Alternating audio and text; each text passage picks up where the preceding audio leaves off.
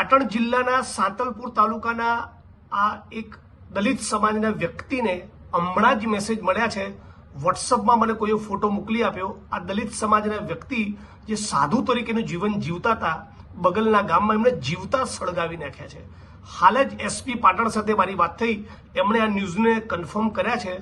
કારણ શું છે એ તપાસનો વિષય છે એવું એમણે મને કહ્યું. પણ મૂળ હરજીભાઈ દેવાભાઈ સોલંકી, મૂળ ગામ એમનું પીપરાડા અને વહુવા ગામની બાજુમાં જાખોતરા ગામમાં આ ઘટના બની છે.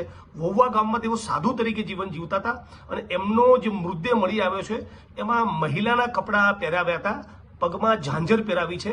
એટલે બહુ રહસ્યમય સંજોગોમાં આ દલિત સમાજના 61 વર્ષના વડીલનું ખૂન કરવામાં આવ્યું છે. હું પાટણ અને સમગ્ર ગુજરાતના દલિત સમાજના લોકોને અપીલ કરું છું. હમણાં 2-3 દિવસ હું આઉટ ઓફ ગુજરાત છું, પણ બધા જ લોકો આ મુદ્દે એક આંદોલનનો રસ્તો અખ્તિયાર કરે જ્યાં સુધી તમામ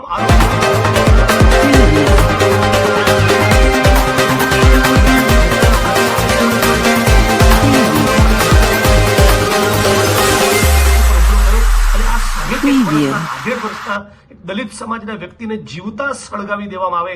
આ તમે દ્રશ્ય જોઈ શકો છો.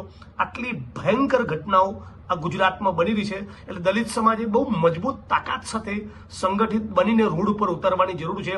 આ ભારતીય જનતા પાર્ટીના શાસનમાં દલિતોનું અપમાન કરવું, દલિતોનો સામાયિક બહિષ્કાર કરવો, એમને પોલીસ રક્ષણમાં જીવવું પડે, ભયમાં જીવવું પડે, એમના મર્ડર થઈ જાય અને જીવતા સળગાવી નાખવા સુધીની ઘટના બને, એક માણસને જીવતો ભૂંજી દેવામાં આવે, આ કેટલી ભયંકર ઘટના છે. અને પછી આ ઘટના પર ઢાંક પીછોડો કરવા માટે મહિલાના કપડાં પહેરાવી, એમના પગમાં ઝાંઝર પહેરાવીને આ લાશને રજડતી મૂકી. હું આશા રાખું છું પાટણ એસપી સાથે વાત થઈ, એમણે ટીમને કામે લગાડી છે. પણ દલિત સમાજના તમામ માણસોને, તમામ માણસો જે સમાનતામાં અને ન્યાયમાં માનતા હોય, બંધારણમાં માનતા હોય, બધા સાથે મળીને લડવું જોઈએ. આ આધેડભાઈના વ્યક્તિના પરિવારજનોને શું ઘટના બની, કયા કારણસર બની, એનો કોઈ અંદાજ નથી. હમણાં જ મારી પર એક અજાણ્યા નંબર પરથી ફોન આવ્યો.